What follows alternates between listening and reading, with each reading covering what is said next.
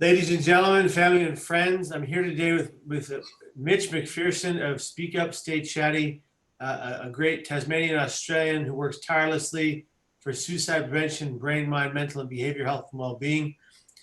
Mitch tragically lost his brother in 2013 to suicide from lethal emotional pain, but he's here today to share a message of hope, healing, and recovery. Mitch, it's great to have you. How are you today? Yeah, great to be here, Kevin. Thank you very much for having me.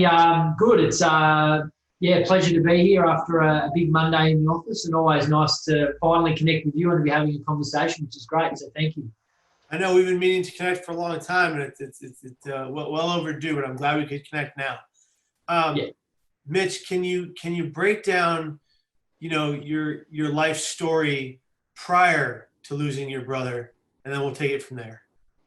Yeah, 100%. I suppose a big part of my story, and I travel the country, and before COVID-19, I was doing a lot of it, and obviously I'm stuck here just in Tasmania to share my story or to be doing a lot of online stuff like we are today. And I suppose a big part of my story is how I grew up with a real lack of knowledge around mental health and suicide prevention, and a real ignorance to ever think that I would struggle myself, or that I had people in my circle and in my life and in my family that were battling as well and going through a difficult time. So I grew up and went to an all boys school, and I was 25 years of age after working as a glazier by trade. So I was in the trade industry, and I didn't really have any issues in my life. I played sport. I loved my AFL, my football, and on weekends I would drink beers with my mates. I had a loving girlfriend, and life was pretty carefree. My biggest problem in life at the time, at 25 years of age, was worrying about having to get up and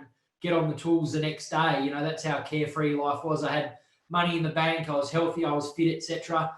But yeah, I went to work. It was my first day back on the 14th of January in 2013, my first day back on the tools after about 4 weeks holidays. I had a really cruisy day. I'll never forget. It was one of the greatest days ever on the tools, and that was because I just had absolutely nothing to do all day. My boss sort of sorted me out with very little work, and I had nothing to do. I spent a lot of time on my phone, and a lot of text messages, a lot of calls, just waiting for 4 o'clock to come around. And I got home that afternoon, and again, it was just a regular night. Again, to sort of sum up what how carefree life was, I was downstairs in my bedroom having a bit of an argument with my girlfriend about who would drive to go and get some takeaway for dinner.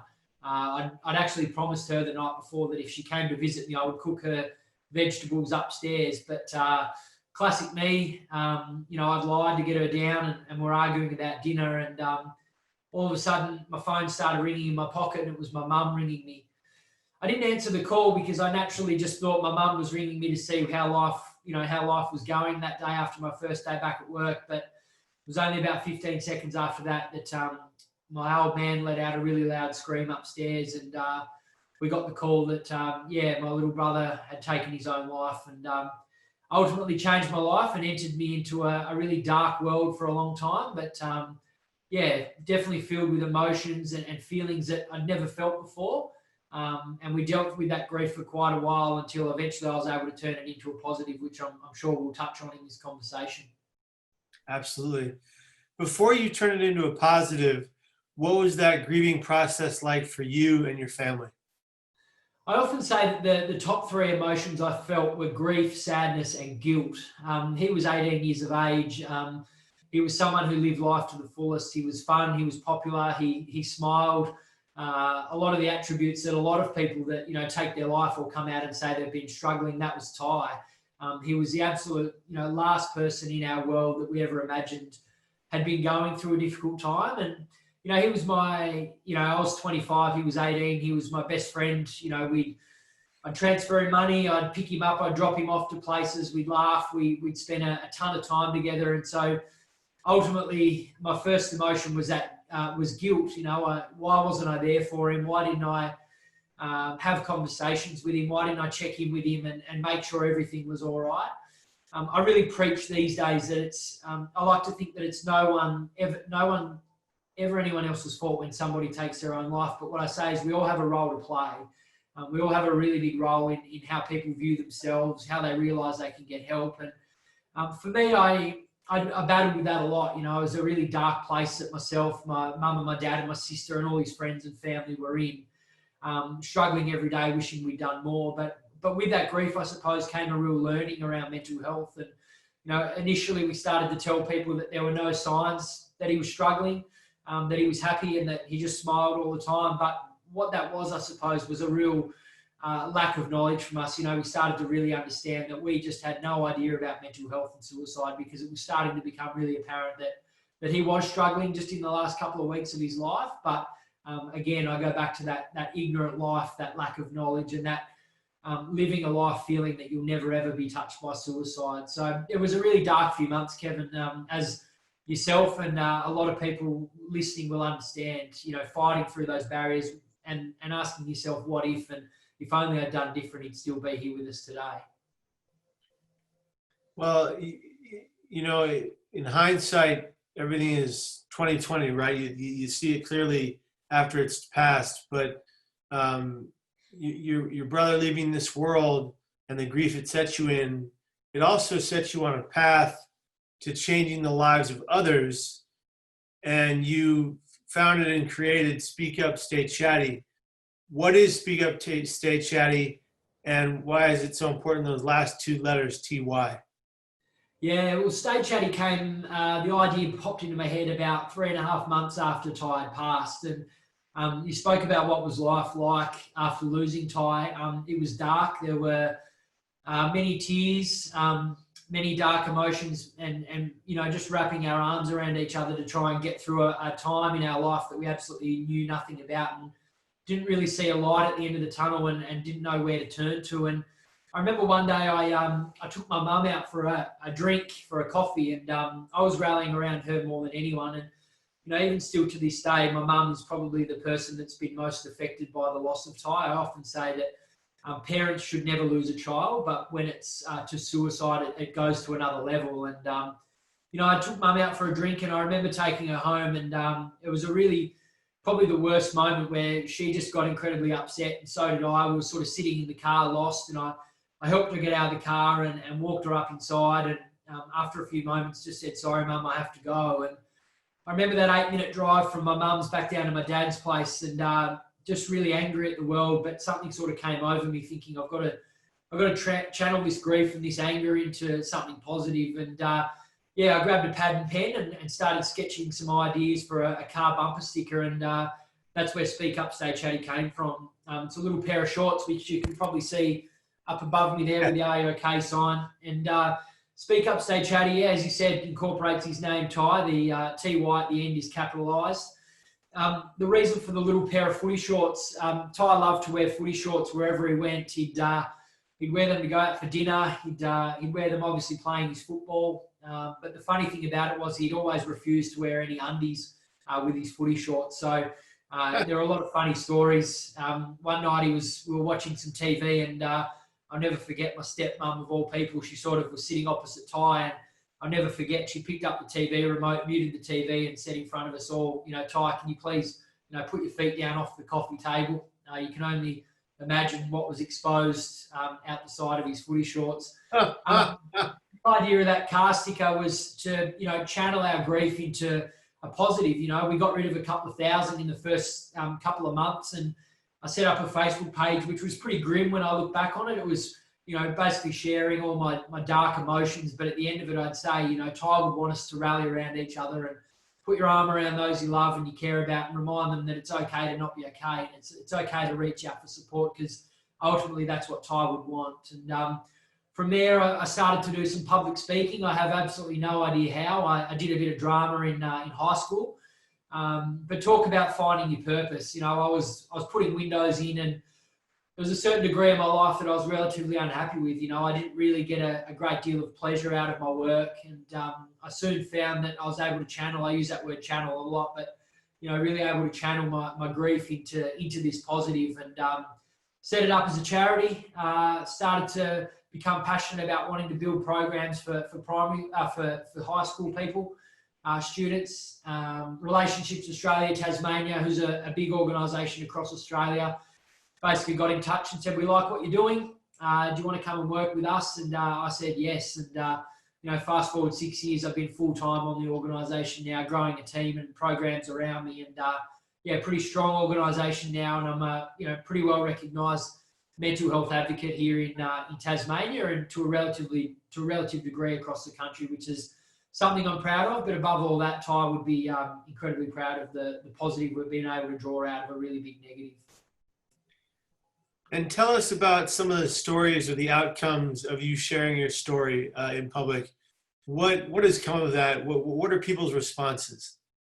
Yeah, well, in Tassie, we have the second highest rate of suicide in Australia. So Tasmania is the second highest rate of suicide to the Northern Territory. And a lot of us had been, sort of touched by suicide, but I feel in Tasmania that stigma was really big, and a lot of people didn't know how to talk about it. And I suppose that's why I didn't know a lot about it either. I soon realised that a lot of people that I knew came out of the woodwork and said, look, I've been touched by suicide as well, and I'm really proud of you for breaking down those barriers for others to have conversations about what they're dealing with and their grief. And so for me, that was a really big driver, to know that I was not only making my family proud and able to fulfill something really purposeful in my life, but I was able to make a lot of others across our state proud as well that had been touched by suicide. And I think I had a lot of down days as well, talking about suicide. Kevin, you know more than anyone that you've got to really look after yourself. And when you repeatedly talk about the topic, it can get you down. And, at the end of the day, I stand and relive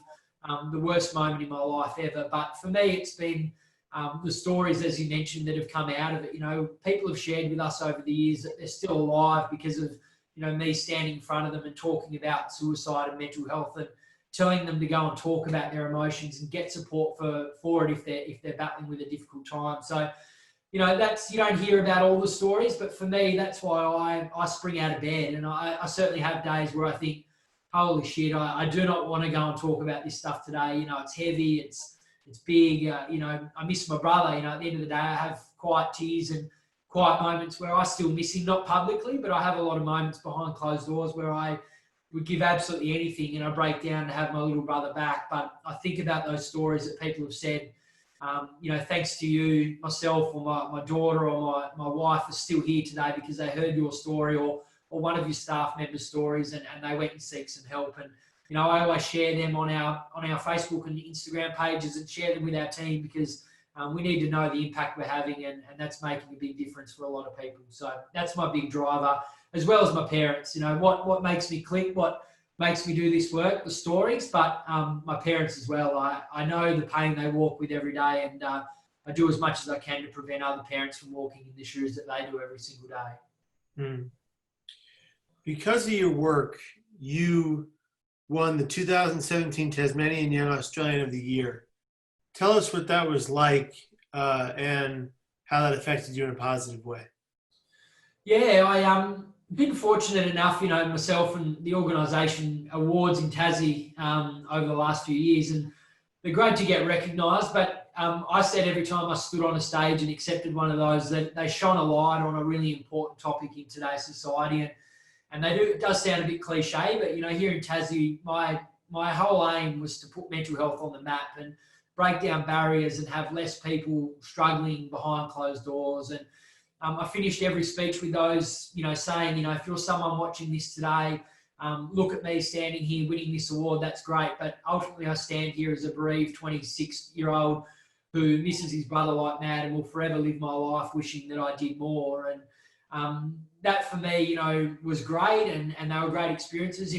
Travelled to Canberra, met the Prime Minister, and still have relationships with, integral people across the country that have helped grow our organisation. So they were really, amazing opportunities. I still judge for some of those awards, and I'm able to see the other, incredible work that people are doing across our state and our country. And that's really great that I've been able to stay within those platforms and make a difference in that way. So, yeah, awards have been amazing, Kevin. And as I said, really proud, and they made my family proud. I still remember Mum's face when, you go and see her and tell her that you've won, something as big as that, and they're really proud. But at the end of the day, they put Stay Chatty on the map, and they allowed us to, get government funding and have organisations support us from head to toe. So, they've been amazing, and as I say, really proud of the work we've done and the team that continues to do the work that we do. That's fantastic. Since you lost your brother, since you and your family lost your brother, what has been the hardest thing to get through day by day? What holds you back? What Yeah. what affects you in a negative way still today? Well, obviously anniversaries and birthdays are the obvious ones. I always plan well ahead in my diary, and I make sure that I don't have any presentations, or I'm not doing anything too heavy or suicide focused around those days. And obviously your Christmas and all those, anyone that's touched by suicide or grief for that matter, and loss, will put their hand up and say that they are really challenging times. But I suppose, Kevin, the biggest challenge for me these days is dealing with amazing things that happen in my life and not having my little brother here to celebrate them. That's probably my biggest challenge, and where I feel the greatest element of sadness. I got married nearly 5 years ago, and I never forget that day. It was, the happiest day of my life, but I didn't have my little brother there, and there will forever be a rainy cloud on that day. So therefore my wedding anniversaries and, all those, birthdays and stuff. But, I had a baby nearly 6 months ago. My wife, Sahara, and I, we had Maya, who's, my greatest blessing and the best thing ever to happen in our life. But, I look at her and, and I almost get emotional thinking about it now. I look at her and she brings me so much joy. And as I said, is the greatest thing ever to happen in my life. But I look at her and I just am filled with an enormous sadness that she'll never meet her uncle. And I know there'll be other things, her birthday and, incredible things that she does, that I'll be filled with pride. And forever I'll always wish that he was here to see these things and to share life with me. And as I said, that's a really big challenge. And as I said, I'm still heavily invested in the grief because, sitting here now, I feel a real sense of emotion when thinking about those things. So, the obvious ones are Christmas and birthday and all those things. But for me, it's the happy times. I'll always, winning those awards and having amazing achievements through our organisation, and then, sitting in a quiet space and getting upset wishing that Ty was here to witness all that, which is, really, really sad. But again, I just take positive out of it that he'd be really proud and looking down with a big smile, which, gives me fulfilment. Absolutely. On a more jovial note, what was Ty's favorite thing to do in the world? What were his hobbies? What were his loves in life? Yeah, well, jovial was a key word there. He really was the life of the party. He'd take the piss out of anyone he got the opportunity to do so. I often say that dinner time, Ty loved eating food. He was like his big brother. I often joke that he was a bit like Usain Bolt at night when dinner was ready. He'd fly out of his bedroom and knock over furniture or human beings, whatever was in his way, just to get his bum on the kitchen table seat to eat food. And, a great pastime for him was he'd eat food faster than anyone, but after dinner, he'd be the key driver in conversation. He'd laugh, he'd bag one of us out, he'd have good banter. And I think, he was a real glue in our family at that time, and, we're still a relatively close family, but Ty was, was really close to everyone in our family, and he really kept us all together in a lot of elements of that. So I think fun is the best way to describe Ty. His mates loved him. He was always up for a bit of fun, and he just turned 18, and here in Australia is the legal age to start having a beer. And, 10 days after he turned 18, he passed away, and we did get a night out just after he turned 18. We had a fun night out together, and I remember laying on the couch the next day a bit hungover and sending a few texts with him, and it was kind of weird to get a text from my little brother to say he was a bit under the weather. And I wish I had more moments like that to have fun with him and party and all those sorts of things, but I'm certainly glad I got one, and certainly keep that close in my heart that we got to have that fun night. But yeah, he was a fun guy with a big smile that everyone loved to be around, that's for sure. And now this might be a tougher question to answer, but bear with us. What have your parents gone through in all of this? How are they coping? Yeah, before I start a presentation, I always start it by saying I step to my audience and say, look, I stand in front of you here today and do this story reluctantly. I've shared my story over 650 times across the country, and sometimes I do doubt myself, why do you do this? And as I said a moment ago, reliving the worst experience that ever happened in my life. But I always say I do it for two reasons. The two reasons, number one, are my parents. And the second reason is no one ever did it for me. Growing up, being a tradie, playing sport, living life to the fullest, no one ever sat me down and said, Mitch, have you ever thought about your own mental health or the mental health of those you love? But my parents being a big driver for my presentation, mum and dad, it's really hard. I don't see them a lot. But when I see them or when I speak to them on the phone, it's incredibly evident that they've been through something such as losing a child to suicide. Mum doesn't have as big a support network around her as probably what my old man does. And she struggles, she lost her job that she loved because she just kept having breakdowns. She split with her husband. Fortunately, in recent times, they've found their way back together. But a lot of family and friend relationships that mum had have ceased now. And she's a bit of a recluse, likes to be by herself, doesn't get out too much. Definitely a lot more anxiety and just a real huge element of sadness for mum, and as I said, me getting upset about incredible achievements. Never forget mum coming over to meet my little girl and, she just bawled her eyes out saying, I wish Ty was here. She just straight away as well goes back to wishing that Ty was there and that sadness overwhelms her. And whilst every day she gets stronger, she'll never ever be the same. And again, as I said, that's a big driver for me that I hope that sharing this message and the work we do throughout Stay Chatty prevents other mums from feeling the pain mum does. And not to discount Dad. Ty was his mate. Dad loves his building and his woodwork and stuff, and I never really got around that, but Ty did. They had a really lot in common.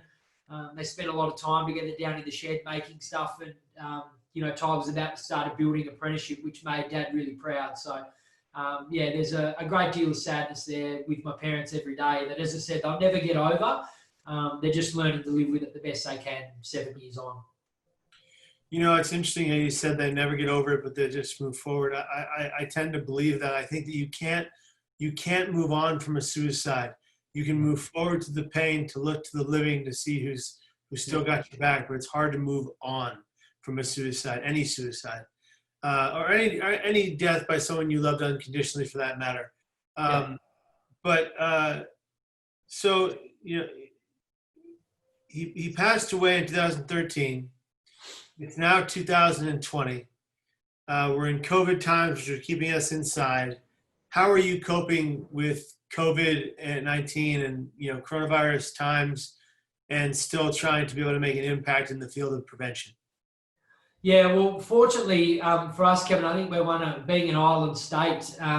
We had an outbreak and went into lockdown for a few months there. And so our team, we have a school program, a sport program, and also working in workplaces and community groups as well. And our team did an incredible job to basically film everything and put it online. So we now have webinars available for workplaces and schools that are sort of still reluctant to have face-to-face work and presentations. But being the island state, we haven't had cases for a few months now. So we're actually, we're cautious, but we're actually okay to get out into the community and still present and work face-to-face with organisations. So some places still take us up on the face-to-face stuff, which is great that we've got that option there. But as far as, being restricted, we're very fortunate that we can get out into the community. But our message has shifted. COVID has affected everyone, differently, as you know, and I'm starting to do a lot more online. Well, in particular Melbourne, that are really going through a difficult time in lockdown. And my message to people in lockdown is, I think empathy, kindness, and patience are going to be really important over the next while. Because whilst you as an individual might not have lost their job or might not be impacted as much as someone else, it's really important to remember that others might. Lockdown is causing financial issues, relationship issues, and breakdowns, etc. So my really big, our team's message to anyone we work with is that if someone around you changes, it's important to recognise that they've probably got some issues going on that's affected because of COVID, and show empathy, show kindness, and above all that, show patience with each other, because you truly don't know what someone's going through, behind closed doors when they say catch you later to you at work. So, it's going to be a trying time, and I think our organisation's probably hasn't been this busy in 3 or 4 years, and that's, I suppose, the impact of COVID and people wanting to have a real focus on mental health and better educate their staff and their colleagues and their teammates. So we're up for the challenge, and we're adapting and delivering as much as we possibly can across the state of Tasmania and online across the country. So yeah, it's going to be a long haul for a lot of people. So hopefully this positive message and, you know, guys like us working in this space can make a positive impact. Fantastic. Well, you know, I really love the work you're doing and how you're making a massive impact in your country and around Tasmania. I want to give you the last word here. What would you say to somebody watching the Hope Rising Summit right now who's in pain mentally? What would you say to that person who's considering suicide? What would be your words to encourage them to stay? I truly believe that we will find someone to connect with if we're going through a difficult time. And I mean, early days, I was always preaching, you know, get support and contact your Lifelines and Beyond Blues and the incredible organisations out there for support. And a lot of people had said they'd reached out and hadn't been successful in that connection with their service and who they'd reached out to. And I'm all about persistence. I truly believe that if you're struggling, someone out there will connect with you and listen to you and help you get through that difficult time. And my biggest message to anyone that's struggling is to be as persistent as you possibly can to continue finding that support for yourself, because that doctor or that service provider that you go to first might not be a human connector for you. You might not get on well with that person or feel that they understand what you're going through, but please go again. Find another service provider, another person out there that you could talk to about your mental health issues, because I'm confident that eventually you will connect with someone that understands you and understands what you're going through. So I believe it's really important to be persistent and continue to searching for someone that you can connect with to have those conversations. But I encourage people that are suicidal or going through mental health issues to reach out for support, absolutely. But I think the message has to be really important to those that aren't struggling, and to realise the stats around it, you know, that you might one day, and chances are, you know, 1 in 5 experience mental health issues. If it's not you, it could be a family member or someone you care about. So you have to watch summits and things like this today and understand that it's important to learn what support's around you, so that when your time comes, when you're struggling or you have grief or you have a difficult period in your life, you know where you can turn to, you know the person you trust who you can have a conversation with and get through that difficult time. So persist, but also gain a greater knowledge on mental health. Really important that at any stage of your life, understand that you might go through that difficult period. So find out what's out there and be ready to act on that and lean on that service or that person for the support that you so need. And my last thing is be kind. I truly believe in a world of kindness. You know, kindness is a huge game changer for anyone out there. You know, we lay our head on the pillow, we think about the nice things that happened to us that day. And if you do or say something nice to someone, it's going to make a hell of a difference for their mental health. They'll get a better night's sleep and they'll wake up feeling better to go again the next day. So kindness, 100%, make a difference with kindness. So I think to round it all out, be kind, compassionate, loving, caring, and empathetic to every single person you come into contact with, no matter their behavior toward you, because you never know what they're going through or what they've been through. Mitch McPherson, thank you so much for being a part of the Hope Rising Summit. We greatly appreciate your time. Your words are not falling on deaf ears. We hear you. We see you. We're grateful for you. And I'm so glad to have connected with you. And I do hope that when I get out to Australia next year, I get to meet you in person and we get to do some good work together, my friend. We'll definitely make that happen, Kevin. Yeah, it's been an honour to speak with you, and I've followed your work for a long time, so it's been a pleasure. So thank you very much, mate.